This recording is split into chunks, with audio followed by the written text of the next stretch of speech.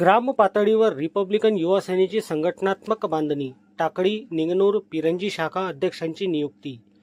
आगामी जिल्हा परिषद पंचायत समिती निवडणुकीच्या पार्श्वभूमीवर जनसामान्यांचा रिपब्लिकन युवा सेनेमध्ये वाढता सहभाग पाहता तालुकाध्यक्ष गौतम नवसागरे यांच्या नेतृत्वात जिल्हाध्यक्ष सुनील पाटील चिंचोलकर, जिल्हा संपर्क प्रमुख संतोष ठमके यांच्या प्रमुख उपस्थितीत टाकळी निंगनूर पिरंजी येथील अनेक कार्यकर्त्यांचा जिल्हा संपर्क कार्यालय उमरखेड येथे पक्षप्रवेश करण्यात आला।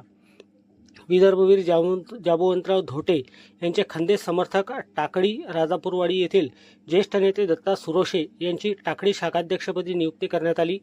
तसेच पिरंजी येथील सामाजिक कार्यकर्ते विलास खुपसे यांची पिरंजी शाखाध्यक्षपदी नेमणूक करण्यात आली। तर निंगनूर येथील शंकर गव्हाणे यांची शाखाध्यक्ष तर सुखीराम शेडके यांची शाखा उपाध्यक्षपदी नेमणूक करण्यात आली।